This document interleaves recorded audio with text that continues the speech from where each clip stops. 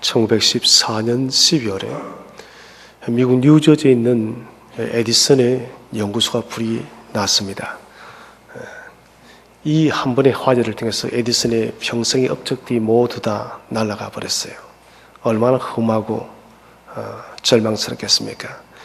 이 큰 화재가 나고 난 뒤 에디슨이 한 말은 너무 유명합니다. 그는 이렇게 고백을 했어요. 하나님께서 내 모든 실수를 다 가져갔다. 이제 나는 다시 시작한다. 저는 이 말을 몇 번 생각해도 대단한 말이다 생각이 들어집니다. 평생의 업적, 이것은 돈으로 환산할 수 없는 자료들입니다. 이것이 다 날아갔는데 하나님께서 나의 허물을 다 가져갔다. 나는 다시 시작한다. 그리고 그는 정확하게 3개월 뒤에 죽음길을 다시 발명하게 되어집니다. 우리는 길이 막히면은 막혔다고 주저앉는 경우가 많이 있어요. 그런데 하나님께서는 한 길을 막으시면은 또 다른 길을 여시는 분이시고, 하나님의 길은 동서남북으로 열려 있고, 동서남북이 막혔으면 우리는 하나님을 저 높이 하나님을 향해서 우리가 눈을 들면 되는 것입니다.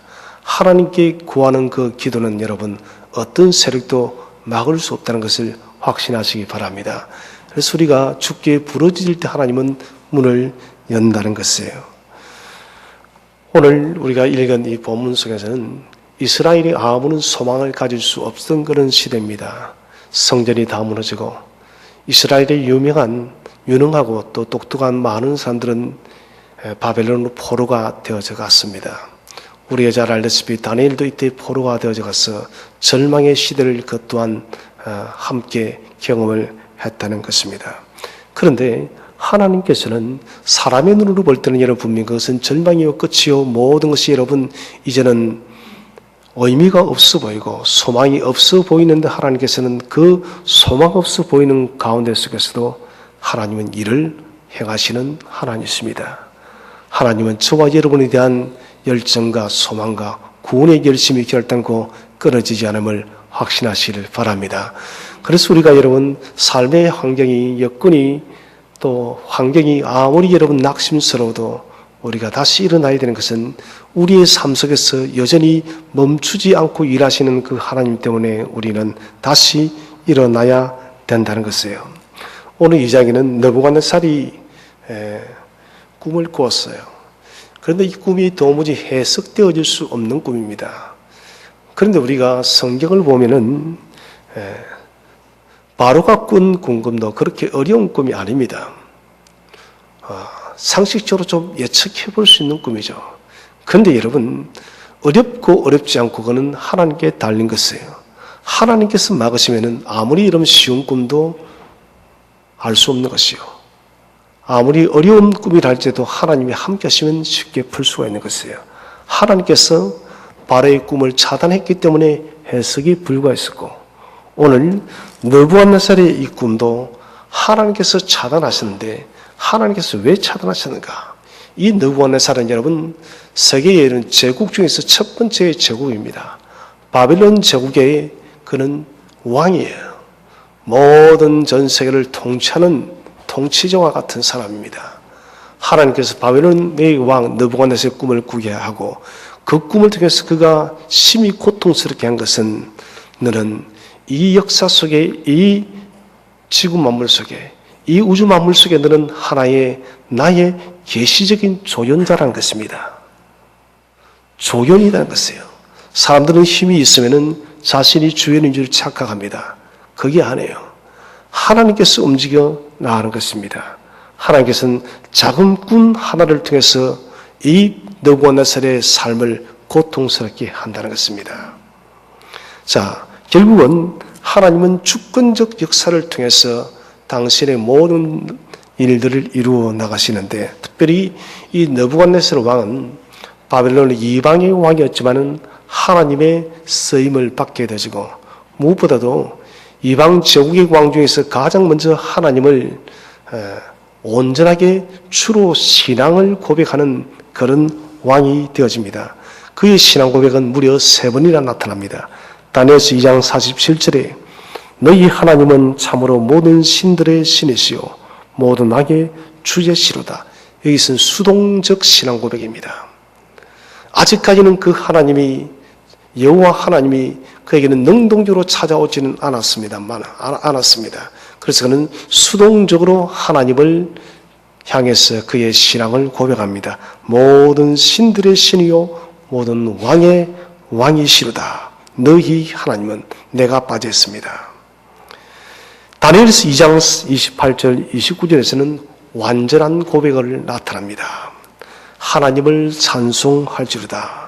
이는 이같이 사람을 구원할 다른 신이 없음이리라 하니라.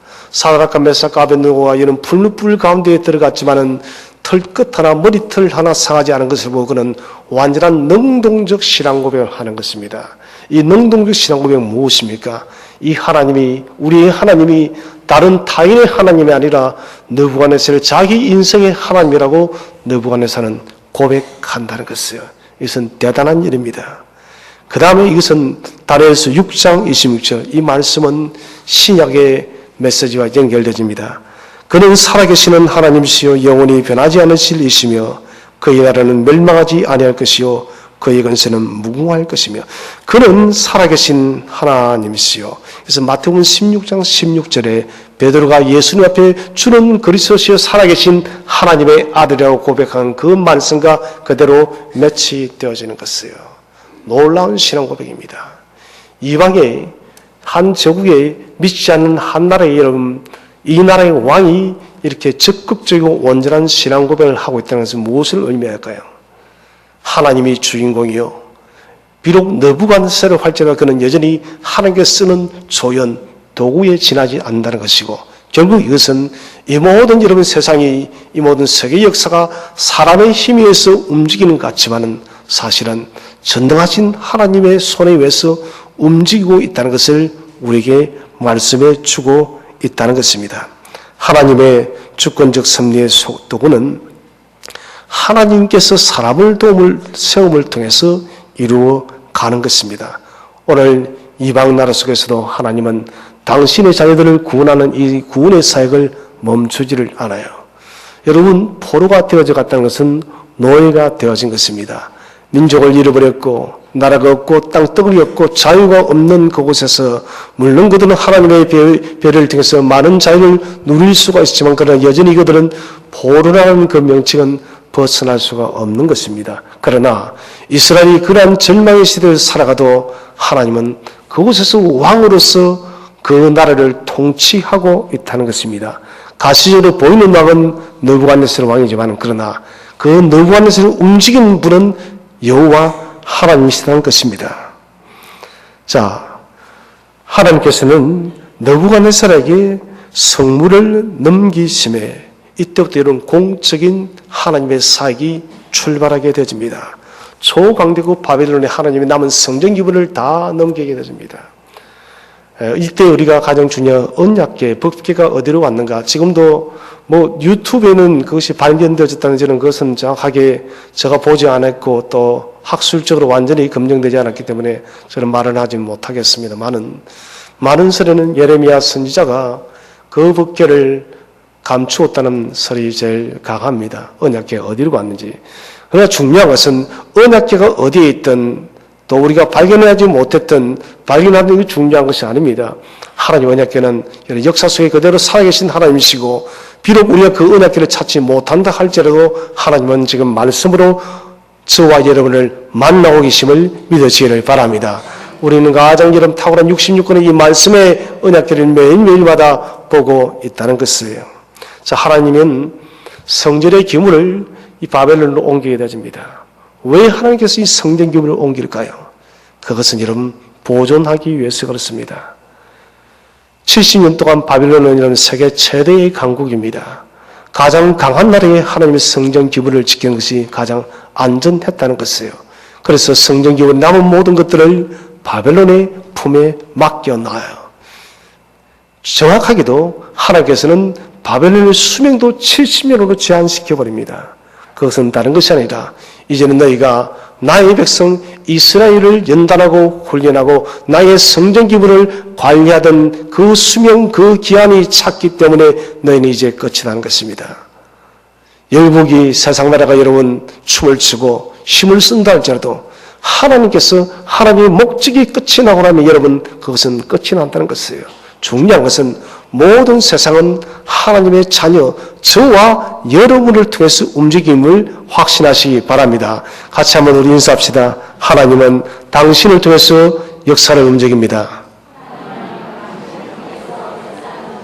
하나님은 당신을 통해서 세상을 움직입니다. 하나님은 저와 여러분을 통해서 움직이는 거예요.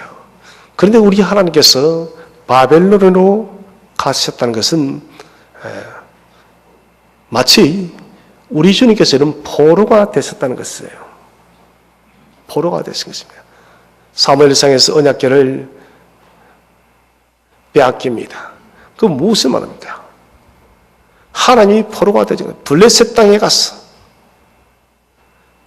블레셋 땅에 하나님의 언약궤가 있다는 것은 하나님이 포로가 되셨다는 거예요. 그러나 하나님은 당신의 영광을 그곳에서도 나타냅니다. 당신의 그 크신 능력을 나타낸 것이에요.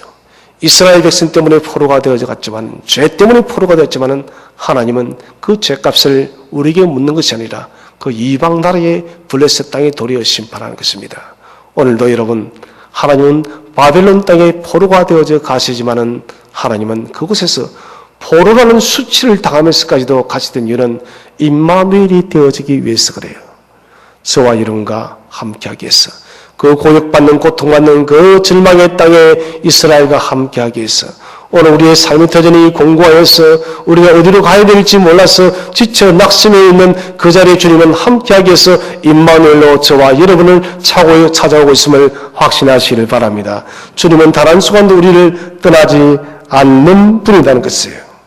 모든 세상의 일은 하나님의 주권 아래 있습니다. 인생의 광야길을 우리가 예측할 수 없는 수많은 사건 사고들이 있습니다. 지금 전 세계는 자연 이상기후 현상으로 난립니다. 우리 히트돔, 열돔 해라는데 사실 열돔의 문제가 아니죠. 북반구 전체가 여러분 벌겋게 타 있습니다. 결국 지구 온난화가 가져온 지금 여러분 지구 자체가 지금 병들어 버린 것입니다. 그리고 전쟁, 지진, 또 홍수. 저는 다른 큰데 말씀드립니다. 내일이 내년이 여러분 더 나리라 결단코 생각하지 마시기 바랍니다. 우리는 더 어려운 시대를 살아갈 수밖에 없어요. 그것은 하나님의 예언의 메시지가 그렇게 되어져 있기 때문에 그렇다는 것입니다. 마태복음 24장을 우리는 놓치지 말아야 됩니다. 소계시록입니다. 마태복음 속에 있는 소계시록입니다. 그것은 예수님께서 오시기 전에 어떤 징조가 있을 것인지에 대해서 자세하게 기록되어져 있습니다. 여러분, 자연적인 재해와 전쟁과 기근과 수많은 사건 사고도 있지만 그 무엇보다 힘든 것은 우리의 믿음을, 우리의 신앙을 지키기가 아주 힘든 때가 찾아온다는 그 사실을 우리는 잊지 말아야 됩니다. 무엇보다 세상은 화려합니다. 세상은 과학이라는 과학 테크노피라는 그 탈을 쓰고 사람들에게 여러분 모든 것이 다 될 것처럼 이야기합니다. 돈을 통해서 모든 것을 살 수 있는 것처럼 생각합니다. 불신자들에게 그런 질문을 했던데, 돈으로 당신은 얼마나 무엇을 살 수가 있겠습니까? 적어도 95% 이상은 살 수 있더라고요. 천만의 말씀. 하나도 살 수 없어요. 무슨 말인가요? 여러분, 모든 것을 다 소유했다 할지라도, 내가 꼭 소유해야 될 것이 있습니다. 그것을 소유하지 못하면은, 여러분, 사람은 하나도 소유하지 못한 것이에요. 특별히 사람이 소유하고 싶은 본질의 가치는 정신적이고 영적이고 보이지 않는 것들입니다. 구원은 우리가 돈으로 살 수 없는 것이고 사랑도 돈으로 살 수 없는 것이에요. 모든 것을 다 샀다 할지라도 사랑을 내가 사지 못했다는 그 사람은 모든 것을 사지 못한 것이에요. 그런데 사람들은 물질과 과학이 우리에게 정말 행복을 주고 낙원을 만들어 줄 것처럼 착각을 합니다만은 그렇지 않다는 것입니다. 또 우리가 봅시다. 지금 이 수많은 자연재해와 사건 사고들 대체 우리가 어떻게 이런 풀어갈 수가 있겠습니까? 정말 하루하루 사는 것이 녹록하지를 않아요. 어려운 시대, 어려운 시간을 우리가 살아가고 있습니다. 그래서 사람들은 답을 찾기 위해서 이것저것 수많은 과학적 검증들을 하지만은 그러나 여러분 그들은 답을 찾지를 못합니다. 해답은 여러분 하나님의 66권의 말씀 안에 있음을 믿으시기를 바랍니다. 성도와 여러분 길을 잃으면 어디로 가야 될까요? 말씀으로 돌아와야 돼요. 말씀 속에서 우리는 길을 찾아야 되고 그 붙든 말씀을 가지고 주께 기도함을 통해서 우리는 길을 찾아가야 된다는 것입니다. 성경은 로드맵입니다. 내비게이션이에요. 이 어려운 시대에 이 복잡한 시대에 더 어렵고 더 힘든 시대를 살아가야 될 성도들의 이런 길은 바로 성경으로 돌아와서 성경을 통해서 우리의 인생길을 찾아야 된다는 것입니다. 하나님께서는 오늘도 저와 여러분의 손을 잡고 계세요. 느부갓네살이라는 거대한 권력이 이 세계를 움직이고 있습니다. 지금도 마찬가지입니다. 큰 권력이 이 세상을 움직이고 있습니다. 그러나 여러분 그 손에 역사가 달린 것이 아닙니다. 하나님께 달린 것이요 하나님의 자녀에게 이 손이 달려있음을 믿으시길 바랍니다. 그렇기 때문에 우리는 더욱더 하나님 말씀에 깊이 몰두해야 되고 성경은 이 시대에 성경은 우리에게 성경은 지금 우리에게 무엇이라고 말씀하고 있는지를 우리는 명쾌하게 알아야 된다는 것입니다. 자, 다니엘서 2장은 다니엘서 7장과 똑같은 내용이에요. 꿈에 대한 해석입니다. 꿈을 꾸는데 우리는 대부분 꿈을 꾸면은 95%를 다 잊어버립니다. 그렇지 않나요? 기억하세요? 그런 꿈은 무슨 꿈이랍니까? 개꿈이랍니다. 사실 실제적으로 우리가 꿈을 다 기억지 못합니다. 그런데 하나님이 꾸게 하신 꿈은 사라지지 않습니다. 바로도 여러분 그 꿈이 사라지지 않았어요. 요셉도 그 꿈이 사라지지 않았습니다. 오늘 이 느부갓네살도 꿈이 사라지지 않습니다. 2장과 7장에서 비슷한 꿈을 겹쳐 꾸었다는 것은 성경에서는 2번 나왔다는 것은 불변하다는 것입니다. 반드시 그 꿈대로 하나님은 성취하겠다는 것이 여러분 성경에서 2번 제시되어지는 것입니다. 이 꿈을 해석하기 위해서 느부갓네살은 모든 사람을 다 부릅니다. 박수. 박수는 우리가 이 번역을 그렇게 해놨는데 이것은 현자입니다. 현자. 아주 똑똑한 사람. 요즘 같으면 장관을 치자면 행정자치부 장관이에요. 행정자치부 장관을 불러서 묻습니다. 답이 없어요. 술객은 점성술사입니다. 그 당시에 천문학을 관찰했던 과학자들이요. 이들도 답이 없습니다. 점쟁이는 그 당시에 점을 쳐서 마법을 실질적으로 행했던 사람들입니다. 왕 주변에 항상 대기하고 있었죠. 전쟁이라면 저주를 하기도 하고 이런 일들이 실제로 귀신의 역사를 통해서 이루어졌습니다. 술사는 정치 군사적인 힘을 쓴 사람, 요즘 같은 국방부 장관이 되십니다. 행정자치부 장관, 천문과학자, 술사들, 국방부 장관 모든 두뇌들이 다 모였습니다. 그들을 불러놓고 말합니다. 내가 꿈을 꾸는데 내 마음이 번민하다. 내가 아무리 꿈을 해석하려고 해도 이 꿈을 도무지 해석할 수가 없다는 것이에요. 답답한 것은 오늘 여러분 이 수뇌부들입니다. 느부갓네살 왕이 꿈을 가르쳐주나요? 가르쳐주지 않나요? 가르쳐주지 않습니다. 꿈을 해석하기 위해서는 꿈을 가르쳐줘야 될 것인데 꿈을 가르쳐주지 않습니다.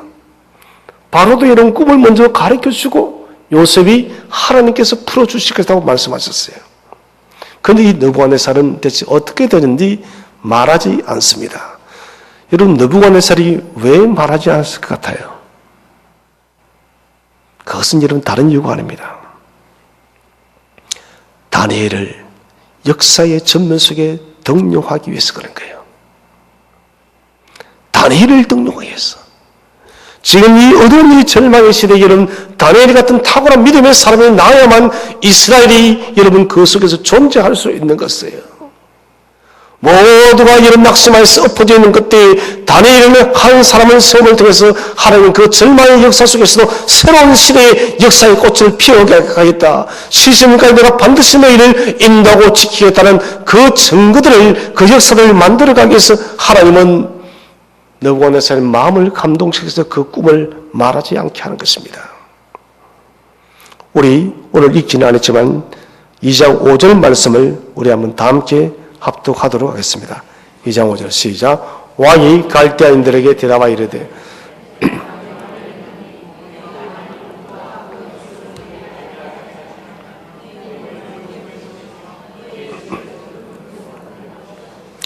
자, 만일 내 꿈과 꿈을 해석하지 못하면 너희가 내게 알지 못하면 너희 몸은 어떻게 한다고요? 쪼갤 것이며 이 말은 죽인다는 것입니다. 너희의 집을 거름더비로 자식들까지는 모두 죽여버리겠다는 것입니다. 이것은 하나님의 개입입니다. 여러분 이때 누가 가장 떨리겠습니까? 행정자치부 장관, 과학자, 술객들, 국방부 장관, 소위 여러분 고위층에 있는 엘리트들 부들부들 떨 수밖에 없는 것입니다. 이들도 이제는 도무지 살 길이 없는 것이에요. 꿈을 풀어놔야만 뭐라도 거짓말해서 칠 것인데 그렇지 않습니까 여러분? 엉뚱 해석한 데서 알 수 있어요? 알 수 없는 것입니다. 엉뚱해도 뭔가 해석을 하기 위해서는 적어도 그 꿈의 내용을 알아야 될 것인데 그 꿈의 내용조차도 알 수 없이 그들은 부들부들 지금 떨고 있는 상태에 있다는 것입니다. 너희가 내 꿈을 맞추고 해석도 어려운데 꿈을 맞추고 그 꿈을 해석하라. 이것은 죽음이라는 것입니다. 자, 그리고 9절에서 또다시 말씀합니다. 9절의 말씀을 다 함께 한번 읽어보도록 하겠습니다. 시작. 너희가 만일 이 꿈을 내게 알게 하지 않으면 너희를 처치할 법이 오직 하나이니 이는 너희가 거짓말과 망령된 말을 내 앞에서 꾸며 말하여 때가 변하기를 기다려 함이리라. 이제 그 꿈을 내게 알게 하라. 그리하면 너희가 그 해석도 보일 줄을 내가 알리라 하리라. 왕의 처벌입니다. 너희가 거짓말과 망령된 말을 내 앞에서 꾸며 말하여 때가 변하기를 기다리라 함이라. 일단 거짓말부터 해놓고 시간을 너희가 벌려고 하지 않겠느냐. 느부갓네살이 다 알고 있다는 것입니다. 느부갓네살의 이 말 속에는 다니엘을 등용시킬 수밖에 없게끔 만들고 있습니다. 하나님께서 하시면은 모든 상황, 환경, 여건들을 코너를 환경을 열어가시는 것이에요. 이 바벨론 사람들은 갈대아 사람은 결단코 이 꿈들을 해석할 수가 없었다는 것이에요. 다니엘이 1장에서 뜻을 정했습니다. 이런 그때가 15세였습니다. 지금 다니엘의 나이가 20살이 되었습니다. 20살이 되어서 그는 역사의 전면에 나서기 전에 지금 딱 서 있는 것이에요. 자, 중요한 것은 여러분 나이가 아닙니다.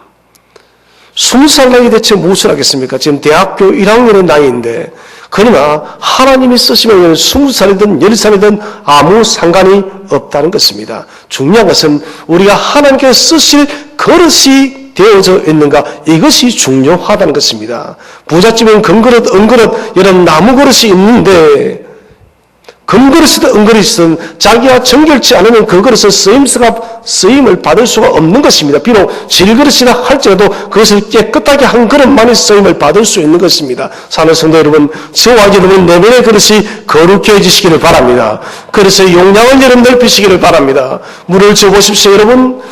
작은 화분은 조그만 물을 보도 물이 넘쳐버려요. 큰 화분은 그렇지 않습니다. 한참 물을 줘야 됩니다. 저는 저와 여러분이 정결한 그릇이 되시고 큰 그릇이 되시기를 바랍니다. 중요한 것은 우리가 먼저 거룩한 그릇으로 준비되어져야 됩니다. 그러기 위해서는 성도들이 실력을 닦아야 됩니다.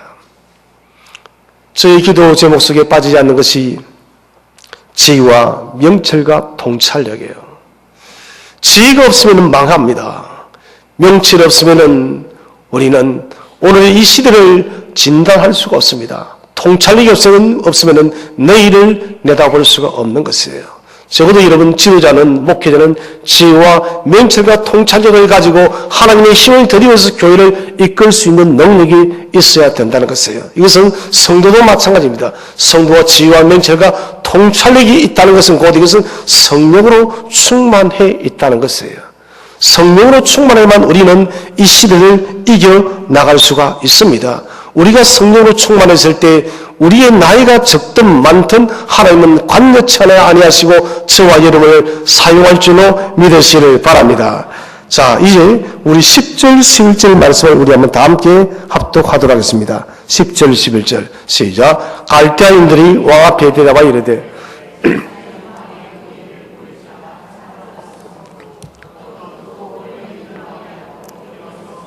박수에게나 술객에나 갈대아인들에게나 물을 자가 없었나이다. 왕께서 물으신 것은 어려운 일이라 육체와 함께 살지 아니하는 신들 외에는 왕 앞에 그것을 볼 자가 없나이다 아니라. 자, 오늘 이 사람의 결론은 왕 앞에 볼 자가 있다 없다? 없다는 것입니다. 이 문제는 참신은 누구인가 하는 문제입니다. 같이 한번 인사합시다. 참신은 누구입니까? 참신은 누구입니까? 오직 하나님이십니다. 이 문제를 지금 하나님은 이야기를 하고 있다는 것입니다. 너희가 정말 꿈을 아는 신이 있느냐?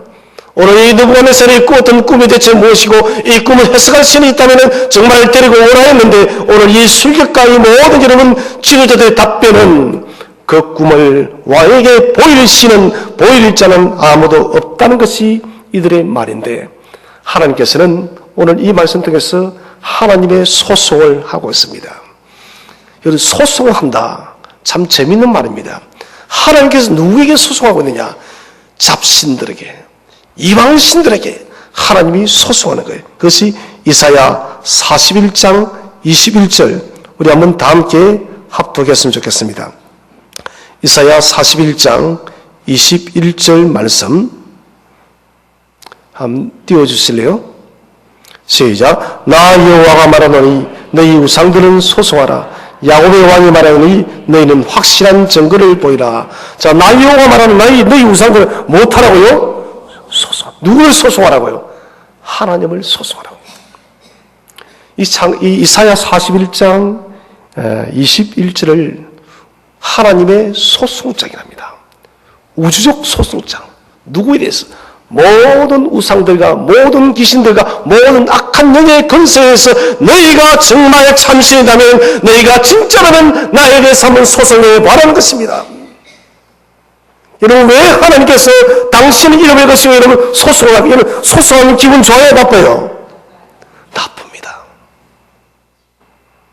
하나님 당신은 마음에 상하면서까지 너희가 나를 위해서 한번 소송해봐라고 말을 하는 다른 거 아닙니다. 제발 나를 좀 믿으라는 것입니다.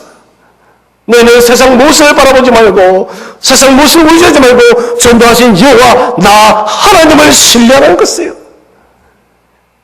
절망의 시대를 살아갔던 이스라엘 백성들에게 또 이사야 선지자를 통해서 하나님 말씀하고 있습니다. 나만이 참신이야, 나만이 참 하나님이야, 나만을 의지해라고 주님께서 우리에게 강력하게 촉구하고 있다는 것입니다. 그래서 41장 21절 첫 번째가 너희 우상들은 소송하라. 하나님의 소송 방법은 직접 선포입니다. 재판정은 판정에 말하지 않습니다. 우리는 소송하기 위해서는 재판법부에 우리가 소송을 겁니다. 하나님의 소송방법은 그게 아닙니다. 우상들에 직언하고 있습니다. 너희가 정말 신이다면 너희가 정말 살아있을 때는 나에 대해서 한번 소송 한번 내봐라. 나에 대해서 한번 도전해봐라는 것입니다. 너희가 정말 참 신이면 나에게 너희가 신이라는 것을 입증해봐라는 것입니다. 하나님의 소송 방법은 당신 스스로가 그 우상들에게 직접적으로 선포하는 것이에요. 여러분 저는 이 말씀을 생각할 때마다 마음이 참 많이 아픕니다. 마음이 참 많이 아파요. 여러분 만약 대통령이 누추한 저를 찾아왔습니다. 여러분 송구스러울까요? 송구스럽지 않을까요? 안 송구스러워요?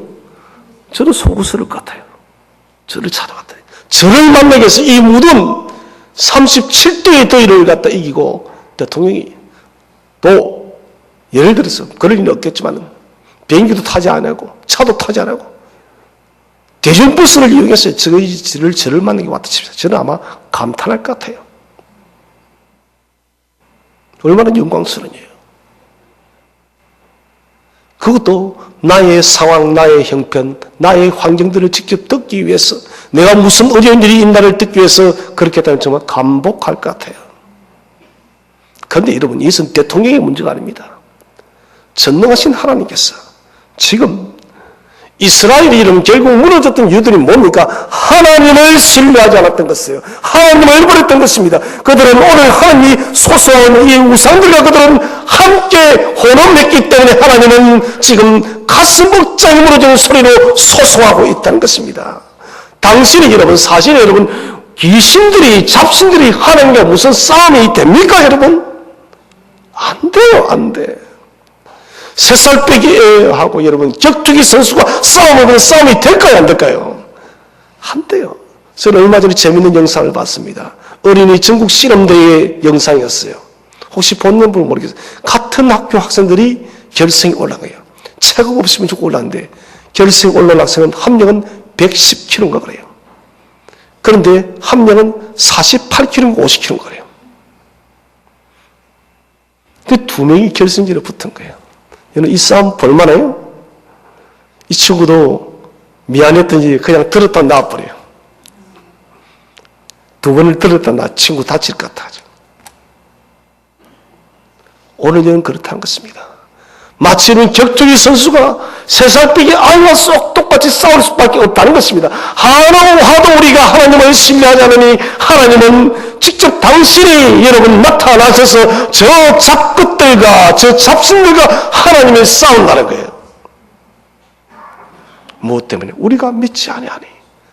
여러분, 이것은 하나님 자존심 상하는 거예요. 하나님 자존심 상하는 일이에요. 저는 우리 성도님들은 결단코 하나님의 자존심을 상하게 하지 마시기를 바랍니다. 하나님만이 전능하신 하나님 있음을 우리가 입술로 고백하고 나가는 것이에요. 두 번째는 이렇게 말합니다. 야곱의 왕이 말하노니. 하나님 지금 정의를 삼고 있습니다. 야곱, 개인적으로는 야곱이요, 넓게로는 이스라엘입니다. 야, 너희 잡신들아 봐. 저 나의 믿음의 후손 야곱에게 물어보고 또 이스라엘에게 물어봐. 내가 참신인지 아닌지 한번 물어봐라. 내가 어떤 사람인지, 내가 어떤 신인지. 나는 이스라엘에서 애굽에서 건져내었고 그들을 가나안 땅으로 인도하였고 지금까지도 나는 모든 역사를 이루어나가는 전능하신 하나님인데 그 간증을 누구에게 들어보라? 누구에게 들어보라? 나에게요. 하나님은 저와 여러분의 입술을 통해서 하나님 여호와 하나님만이 나의 왕이라는 그 고백을 듣기를 원하심을 믿으시기를 바랍니다. 그래서 오늘 야곱의 왕이 말하노니. 누구의 왕이 말하노니? 우리 각자 이름을 넣어서 저한테 기호의 왕이 말하노니. 같이 자기 이름을 넣어서 한번 말해봅니다. 시작. 기호의 왕이 말하노니. 누구의 왕이라고요? 우리 각자의 왕이라는 것입니다. 지금 하나님께서 우리가 비록 실수와 허물이 많고 비록 우리가 하나님을 부정할 때고 부인할 때도 많이 있었지만 우리 삶이 하나님의 찬양이 된다는 것이에요. 비록 부족하고 연약해도 나는 너의 이름 부르는 것만으로 나는 기쁘고 너의 삶의 흔적이 비록 실수가 있어도 나는 기뻐. 너는 나의 정인이 되라는 것이에요. 여러분, 하나님은 우리 한 사람 때문에 크게 웃으시는 분이에요. 우리 한 사람 때문에 크게 즐거워하는 것입니다. 지금도 우리 각자 이름을 부르면서 누구의 왕이 말하노니. 임교의 왕이 말하니. 센터교의 왕이 말하노니 너희는 들을지어다. 여러분, 얼마나 위대한 말씀입니까? 우리가 자녀를 사랑하듯 하나님도 우리를 사랑하고 우리가 자녀를 사랑하고 싶듯이 하나님도 우리를 사랑하고 싶답니다. 내 아이가 여러분 좋은 성적을 거둬왔어요. 우리 예린이가 물론 100점을 자주 맞지만요, 얼마 전에 시험을 치렀는데 자기 반이 꼴찌를 했던 것 같아요. 아이들이 야단을 되게 맞았습니다. 예진이는 속으로 고개를 버뜩 들었답니다. 지는 두 개 다 영어 수학이 100점이었던 것 같아요. 그래 이제 한번 자랑을 하고 싶은데 아이들이 야단 맞고 있으니까 자랑할 수 있습니다. 그때 선생님께서 예린이를 좀 보라고. 응? 예린이는 두 개를 다 100점을 받는 너희는 대체 못했냐고.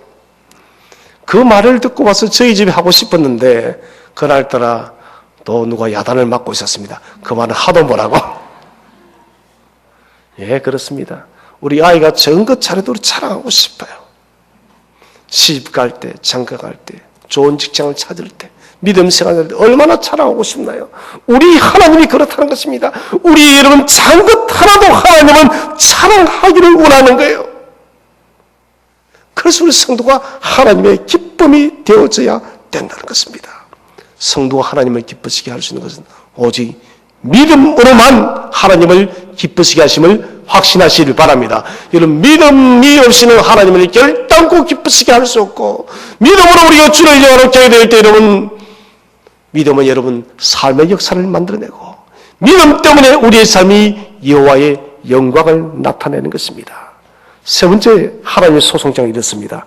너희는 확실한 증거를 내어라. 재판 증거 원칙주의입니다. 너희가 진짜 신이라면 한번 가져와봐. 이 꿈 한번 맞춰봐. 이 꿈 한번 해석해봐 이 말이에요. 소송장에서 하나님은 스스로 승리하셨습니다. 그러나 저는 오늘 말씀드리고 싶어요. 하나님께서 여러분, 하나님이 소송장을 내는 것이라 우리가 이로 하나님의 이름을 나타내야 돼요.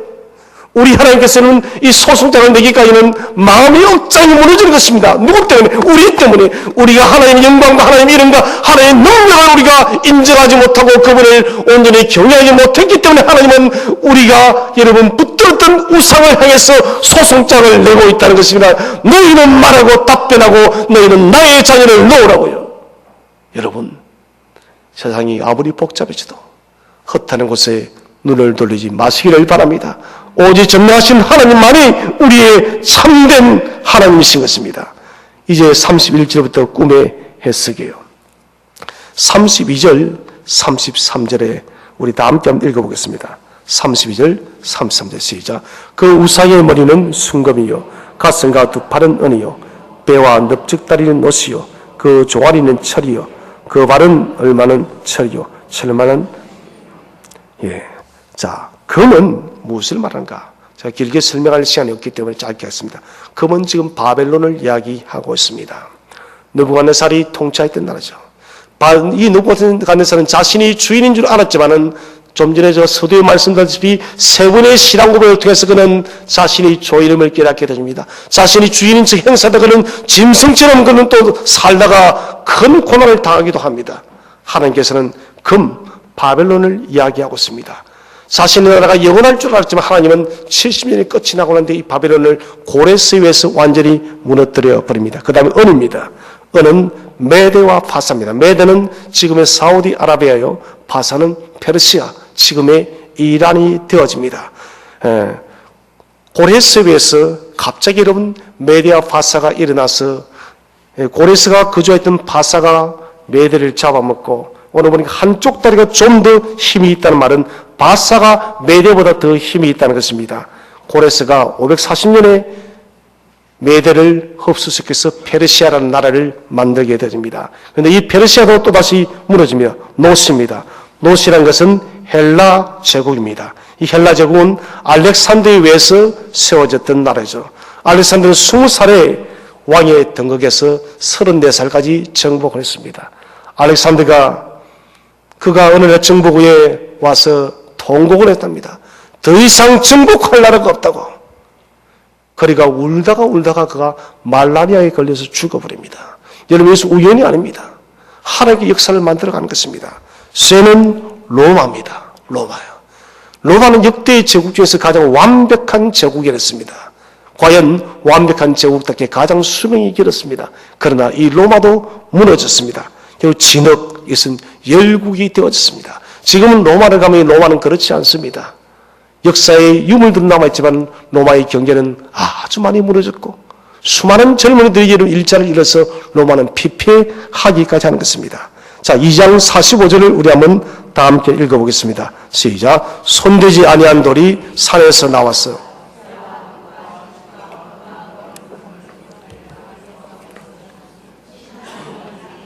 왕께 알게 하신 것이라. 이 꿈은 참되고 이 해석은 확실하니이다 하니.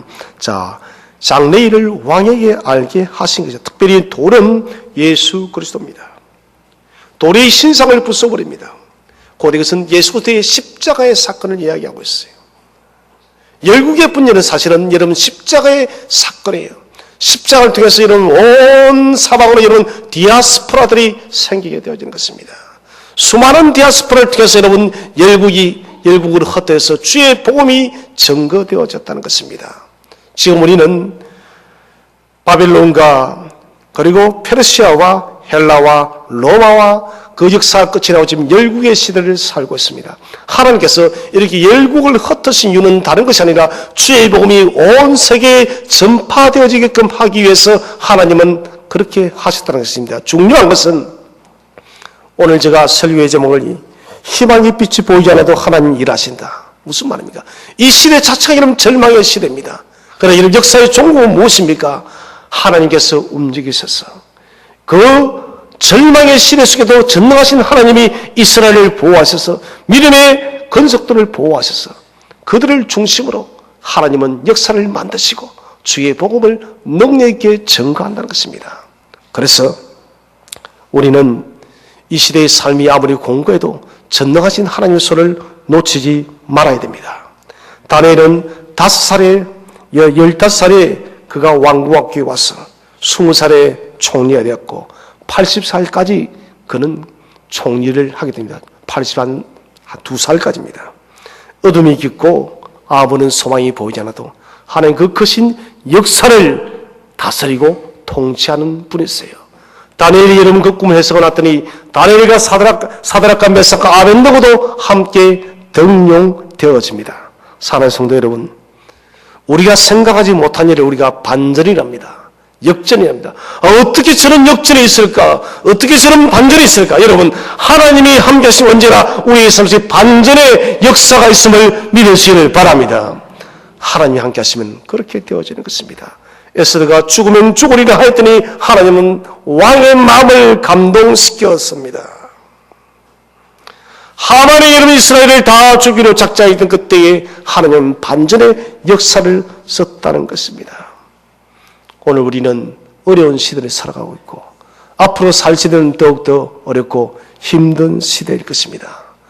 그러나 하나님은 이 어둠과 절망의 시대 속에도 하나님께서 친히 이 역사를 운행하고 계심을 확신하시기를 바랍니다. 우리는 저와 여러분은 이 역사에 여러분 제사장 나라가 되어서 도구화 되어서 우리는 살아가야 될 것입니다. 하나님께서는 우리를 도구로 써서 새로운 역사를 써나갔습니다. 낙심하지도 마시고 절망하지도 마시고 지치지도 마시고 혹 지치다면 다시 일어나시기를 바랍니다. 우리에게 세임을 주시는 전능하신 하나님의 힘을 덧입고 하나님의 능력을 덧입어서 새롭게 독수리처럼 창공 높이 올라가서 이 시대를 환하게 비춰나가는 모든 교우들 되시기를 주의 이름으로 축원드립니다.